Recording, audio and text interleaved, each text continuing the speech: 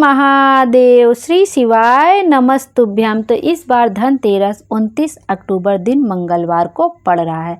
हर साल कार्तिक मास की त्रयोदशी तिथि यानी प्रदोष तिथि को दिवाली के 2 दिन पहले धनतेरस मनाया जाता है। इस बार जो धनतेरस है वो 29 अक्टूबर दिन मंगलवार को पड़ रहा है। धनतेरस का त्यौहार त्रयोदशी यानी 13वीं तिथि को मनाया जाता है। इसका अर्थ यह होता है कि धन में 13 गुना बढ़ोतरी करने वाली तिथि, इसलिए धनतेरस को धन त्रयोदशी के नाम से भी जाना जाता है। इस दिन भगवान धनवंतरी का पूजन किया जाता है, जिससे कि आरोग्यता की प्राप्ति होती है। धन लाभ पाने के लिए और काया के रोगों को दूर करने के लिए धन्वंतरी भगवान का पूजन किया जाता है। धन्वंतरी भगवान का पूजन करने के साथ साथ माँ लक्ष्मी का भी पूजन किया जाता है। और धनतेरस पर माँ लक्ष्मी का पूजन करने से एक पौराणिक कथा जुड़ी हुई है। मान्यता है कि धनतेरस पर यह कथा पढ़ने और सुनने से घर में धन धान्य बना रहता है। और इसी कथा के माध्यम से भगवान विष्णु ने एक किसान था जिसको यह कथा उन्होंने सुनाई थी कि धनतेरस के दिन यदि माता लक्ष्मी उनके साथ बैकुंठ चली भी जाती हैं, तब भी उनका एक अंश उनके घर में, उस किसान के घर में सदैव विराजमान रहेगा और उसके घर में कभी भी धन संपदा की कमी नहीं होगी। इसी कहानी के माध्यम से, इसी कथा के माध्यम से भगवान विष्णु ने उस किसान को धनतेरस की पूजा की विधि बताई होगी, जो कि हम इसी वीडियो में देख लेंगे। तो उससे पहले आइए हम धनतेरस की कथा का श्रवण करते हैं।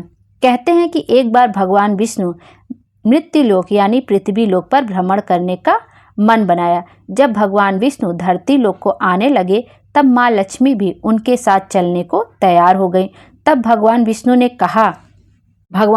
ने कहा कि यदि आप मेरे साथ चलेंगी तो आपको मेरी बात माननी होगी, तभी आप मेरे साथ पृथ्वी लोक चल सकती हैं। माँ लक्ष्मी ने इस बात के लिए हाँ कर दी, जिसके बाद श्री हरि भगवान विष्णु ने उन्हें अपने साथ पृथ्वी लोक पर आने की स्वीकृति दे दी। जब भगवान विष्णु और लक्ष्मी जी पृथ्वी लोक पर आ गए तो भगवान ने दक्षिण दिशा की ओर जाने की इच्छा जताई और लक्ष्मी जी से वहीं पर ठहरने को कहकर दक्षिण दिशा की ओर प्रस्थान कर दिया।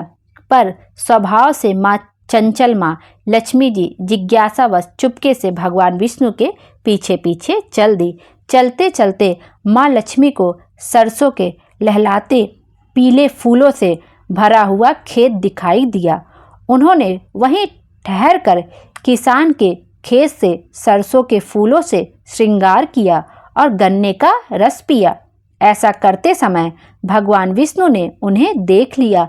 माँ लक्ष्मी के द्वारा आज्ञा न मानने के कारण भगवान विष्णु ने क्रोधवश उन्हें श्राप दिया कि वे 12 वर्षों तक किसान के यहाँ ठहरकर उसकी सेवा करें।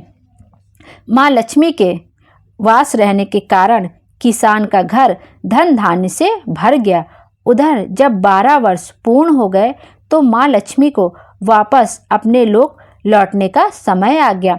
जब भगवान विष्णु लक्ष्मी जी को लेने आए तो किसान ने उन्हें विदा करने से इनकार कर दिया। तब माँ लक्ष्मी ने किसान से कहा कि तेरस के दिन घर को अच्छे से साफ करके रात में घी का दीपक जलाओ। एक तांबे के कलश में रुपए पैसे भरकर संध्या के समय मेरा पूजन करो। ऐसा करने पर वर्ष भर मेरी कृपा तुम्हारे ऊपर बनी रहेगी। किसान ने ऐसा ही किया और माँ के आशीर्वाद से वर्ष भर किसान का घर धन्य धान्य से परिपूर्ण रहा। ऐसी मान्यता है कि तब से तेरस के दिन धन की देवी की पूजा की परंपरा शुरू हुई है। इसलिए माँ लक्ष्मी की कृपा प्राप्त करने के लिए धनतेरस के दिन उनकी पूजा अर्चना करने का विधान है। जब भगवान विष्णु माता लक्ष्मी को लेने आते हैं, तब जो है किसान उनको माँ लक्ष्मी को भेजने से विदा कर देता है, क्योंकि माँ लक्ष्मी के निवास के कारण उसके घर में धन संपदा बहुत अधिक बढ़ती जा रही थी और वह बहुत सुखी जीवन व्यतीत कर रहा था। जब उसने इनकार कर दिया तब भगवान विष्णु ने कहा कि माँ लक्ष्मी को तो बैकुंठ धाम वापस जाना ही पड़ेगा। लेकिन किसान उनके पैरों में पड़कर रोने लगा। तब भगवान विष्णु और माता लक्ष्मी ने उसको धनतेरस की पूजा की विधि बताई कि यदि तुम इस पूजा विधि से धनतेरस की पूजा करोगे तो माँ लक्ष्मी भले ही मेरे साथ बैकुंठ वापस चली जाएं, लेकिन उनका एक अंश सदैव तुम्हारे घर में विराजमान रहेगा। और जो भी धनतेरस के दिन जो भी व्यक्ति, स्त्री, नारी, पुरुष या जो भी धनतेरस की पूजा करेगा, माँ लक्ष्मी उसके घर में सदैव विराजमान रहेंगी। तो भगवान विष्णु ने जो किसान को यह कथा बताई है, पूजा की विधि बताई, वह विधि अब हम लोग देख लेते हैं कि हमको धनतेरस के दिन पूजा कैसे करनी है। तो सबसे पहले उसके लिए हमें चाहिए होगा, आपको गाय का गोबर मिल जाए तो अच्छी बात है, और गाय का गोबर ना मिले तो आप एक शुद्ध जल ले लीजिए, उससे भी हम लोग पूजा शुरू कर सकते हैं। आपको लेनी है 2 थाली, एक में आपको पूजा की सामग्री पूरी रख लेनी है और एक थाली में आपको पूजन करना है। इस तरह से आपको ले लेना है और आप थाली की सामग्री में सब कुछ रख लीजिएगा। रोली, चंदन, कुमकुम, सिक्का, 8 दीपक, आटे के 8 दीपक बनेंगे, 8 दीपक, गौ माता का घी, सरसों का तेल और 7 कमलगट्टे, 7 अमर बेल, अक्षत, भोग के लिए गुड़, मिश्री, या घर में कोई अगर आपने मिठाई वगैरह बनाया, प्रसाद वगैरह बनाया तो वो ले सकते हैं। 2 सिक्का लेना, आप एक का सिक्का ले लीजिए, एक चांदी का हो, एक नॉर्मल सिक्का हो वो भी चल जाएगा, या अगर आपके पास चांदी का सिक्का नहीं है तो आप 2 एक के सिक्के ले लीजिए, 5 का ले लीजिए, 10 का जो भी मिल जाए आपको ले लेना है। 7 हल्दी की गांठ, हल्दी, कुमकुम, फूल, माला वगैरह ये सब हमें ले लेना है। 1 लोटा शुद्ध जल ले लेना है, चौकी ले लेना है, लाल रंग का वस्त्र ले लेना है बिछाने के लिए, और थोड़ा सा आटा रख लेना है। अब इस तरह से 2 थाली हमें तैयार करनी है। अब हम जहाँ पे पूजा वगैरह हमें करनी है, दिशा का ध्यान रखते हुए हमें जगह का चुनाव कर लेना है कि हमें कहाँ पे पूजा करनी है। यदि आपको गाय का गोबर मिल गया है तो उस जगह को आप स्वच्छ कर लीजिए और गाय के गोबर से लीपन कर दीजिए, और यदि गाय का गोबर नहीं मिला है तो आप क्या करिए, शुद्ध जल से ही लीपन कर दीजिए वहाँ पे। उसके बाद वहाँ पे आपको चौक पूरना है। आपको आटे और हल्दी का प्रयोग करते हुए ही आपको चौक पूरना है। आटा जो है समृद्धि को बढ़ाता है और हल्दी जो है लक्ष्मी और वैभव को बढ़ाता है। तो आटे और हल्दी का प्रयोग करते हुए आपको चौक पूरना है। इसमें रंगोली का प्रयोग नहीं किया जाएगा, रंगों का प्रयोग नहीं किया जाएगा। तो आटे और हल्दी से चौक पूर दीजिए, और आप चाहें तो चौक पूरने के लिए आपको ज़्यादा डिजाइन नहीं आती तो आप अष्टदल जैसा भी बना सकते हैं, मतलब शुभ हो जाए। तो इस तरह से जो आपने 2 थाली तैयार कर लीजिए, एक पूजा की थाली अच्छे से तैयार कर लियो, एक पूजा करने के लिए आपने थाली तैयार कर लिए, 2 सिक्के आपने ले लिए, सब कुछ आपका सामान तैयार हो गया है। अपने अष्टदल भी बना लिया, और जो आपने अष्टदल बनाया है, जो चौक आपने पूरा, उसके ऊपर चावल के दाने या गेहूं के कुछ दाने रख दीजिए। अब उसके ऊपर अब लकड़ी का पाटा रख लीजिए और उसके ऊपर लाल वस्त्र बिछा दीजिए। अब एक थाली ले लीजिए छोटी से जिसमें आपको पूजा करनी है, और उसके ऊपर कुमकुम से स्वास्तिक बना लीजिए। कुमकुम को थोड़ा गीला कर लीजिए तो उससे स्वास्तिक अच्छे से बन जाएगा। अब स्वास्तिक बनाने के बाद उसमें आप 2 सिक्के रख दीजिए, चाहे 1 का दोनों सिक्का हो, या 5 का, या 10 का, या एक चांदी का हो, एक कॉइन हो वो भी चलेगा। चांदी का हो तो अच्छी बात है, नहीं है तो आप 2 सिक्के जो नॉर्मल कॉइन रहते हैं आप वो ले लीजिए, और एक चांदी का सिक्का तो एक चांदी का रख दीजिए और एक कॉइन का, उसी स्वास्तिक के ऊपर आपको सिक्का रख देना है।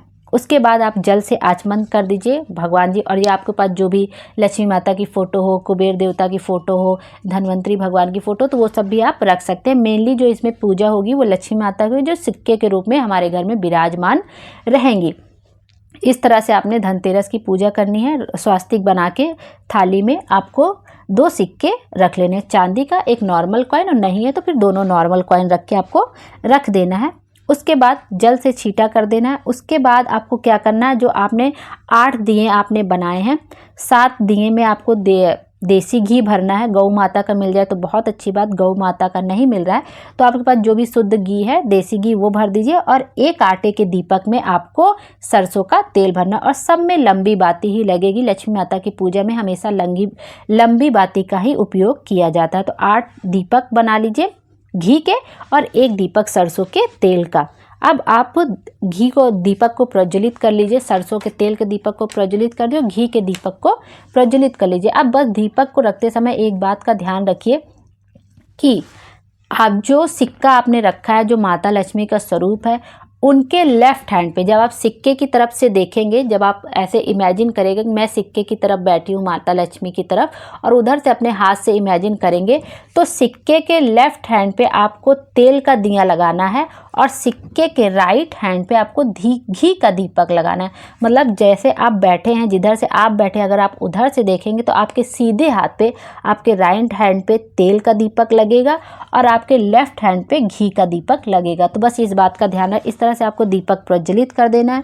उसके बाद जो आपने पूजा की थाली तैयार की, उसमें कुमकुम, गुलाब, चंदन, मौली, हल्दी, अबीर, अमरबेल के 7 टुकड़े, कमलगट्टा 7, हल्दी की गांठ 7, जल का पात्र आपने जो भी रखा है उससे आप जो अपने सिक्के रखे हैं, पहले सिक्कों का पूजन कर दीजिए, रोली लगा दीजिए, हल्दी लगा दीजिए, कुमकुम लगा दीजिए, अबीर लगा दीजिए और फूल चढ़ा दीजिए, माला पहना दीजिए। अच्छे से आप उनका पूजन कर लीजिए एक बार।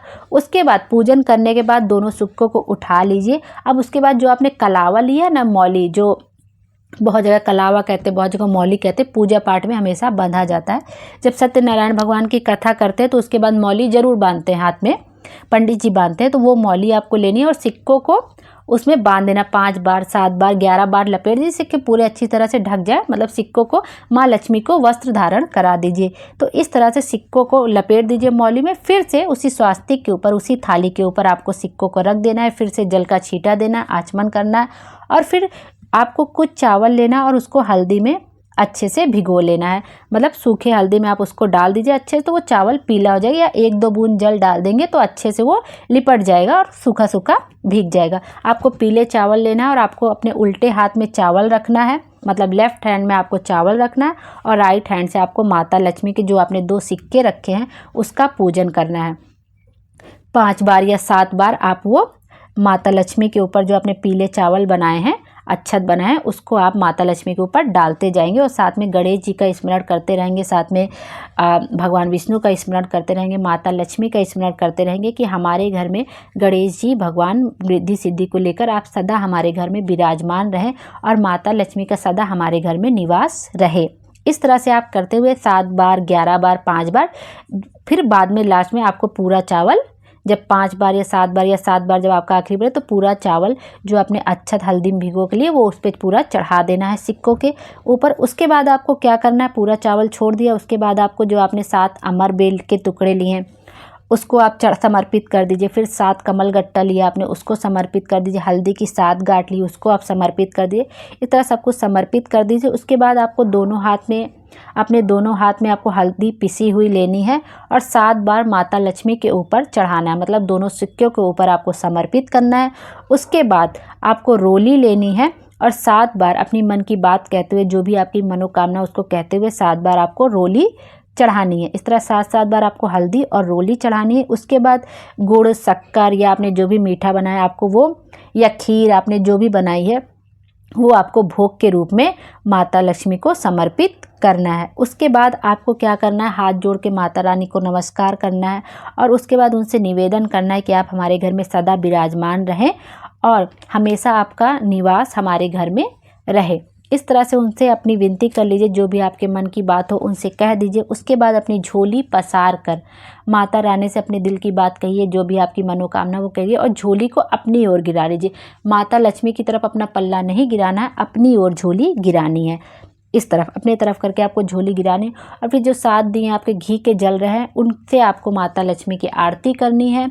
उसके बाद आप गणेश जी की आरती पढ़ लीजिए, माँ लक्ष्मी की आरती पढ़ लीजिए और नहीं आपको इतने से उतने समय कोई याद आ रही तो आप 5 या 7 बार आरती दिखा दीजिए। इस तरह से आरती करने के बाद आपको क्या करना है, अब वो जो दिए हैं उसके बाद आप अपने घर के मंदिर में भी जाके माथा टेक लीजिए। उसके बाद आपको जो 7 दिए हैं उसको आपको घर के हर स्थान पे अलग अलग जगह पे रखने हैं। सबसे पहले तो आप रख दीजिए जहाँ पे आपने माँ लक्ष्मी का, आपने सिक्कों का पूजन किया है, माँ लक्ष्मी के स्वरूप जो सिक्कों का आपने पूजन किया वहाँ पे एक दीपक रख दीजिए। जो आपने तेल का दिया तो आपका वहीं पे जल रहा है, तो आपको क्या करना है कि बस इस बात का ध्यान रखना है, जब आप घी का दीपक रखें तो आपके जो सिक्का है उसके सीधे हाथ पर, मतलब उसके राइट हैंड साइड पर ही घी का दीपक रखें। आपके जो आपने तेल का दीपक तो जहाँ पे रखा हुआ है। जब आपका घी का दीपक आप रखें तो जैसे आप बैठेंगे तो उसके उल्टे हाथ पर घी का दीपक रखें। इस बात का ध्यान रखें, क्योंकि आपने घी का दीपक उठा लिया है और एक घी का दीपक आपको वापस रखना है, तो आप गलती ना करें। तो बस इस बात का ध्यान रखिएगा, जब आप घी का दीपक रखें तो जो आपने सिक्के रखे उस सिक्के से आपको राइट हैंड साइड पे, और जब आप अपनी तरफ से देखेंगे तो आपके लेफ़्ट हैंड साइड पे उल्टे हाथ पे घी का दीपक रखा जाएगा। बस इस बात का आपको ध्यान रखना है। उसके बाद दूसरा दीपक आप रसोई घर में रख दीजिए, तीसरा दीपक हॉल में रख दीजिए, और चौथा दीपक आप रख दीजिए जहाँ पे आप अपना पैसा वगैरह रखते हो उसके आसपास रख दीजिए। तिजोरी या लॉकर के अंदर मत रख दीजिएगा कि कुछ आग वगैरह पकड़ ले। तो थोड़ा सावधानी के साथ भी हमको करना चाहिए सब कुछ, तो आप ऐसे रख दीजिए। उसके बाद घर के द्वार पर रख दीजिए, तुलसी जी के क्यारे के पास रख दीजिए, और जहाँ पे आपके भगवान का मंदिर है वहाँ पे रख दीजिए। इस तरह से माता रानी से क्षमा याचना करिए। उसके बाद माता रानी से विनती करिए कि आपके घर में सदैव उनका निवास स्थान रहे। वो भले ही भगवान विष्णु के साथ बैकुंठ धाम में चले जाएं, लेकिन उनका एक अंश सदैव हमारे घर पर रहे। तो इस तरह से उनसे विनती करनी है। और कहते हैं जो इस तरह से भगवान धनतेरस भगवान की पूजा करते हैं उसकी सारी मनोकामना पूर्ण होती है, और माता लक्ष्मी की कृपा हम पर हमेशा बनी रहती है। तो आप इस तरह से आपको पूजा ज़रूर करनी चाहिए। ये बहुत ही सिंपल पूजा है और हम लोग आराम से कर सकते हैं। ये भगवान विष्णु ने स्वयं किसान को बताई हुई थी कि यदि धनतेरस की पूजा ऐसा कोई व्यक्ति पृथ्वी लोक पे करता है तो माता लक्ष्मी का निवास उसके घर में सदैव सदैव के लिए रहेगा। तो इस तरह से पूजा करके देखिए, आपकी मनोकामना ज़रूर से ज़रूर पूरी होगी। बाकी हम लोग अगर आपको ऐसे नहीं करनी तो आप सिंपल तरीके से जैसे पूजा करते वैसे भी कर सकते, लेकिन अगर हमको कोई अच्छी चीज़ पता चलती है तो हमें वैसे भी पूजा करनी चाहिए। श्री शिवाय नमस्तुभ्यम। हर हर महादेव। भोले बाबा हम सब की मनोकामना पूरी करें और हमारे जीवन को खुशियों से भर दे। Thank you.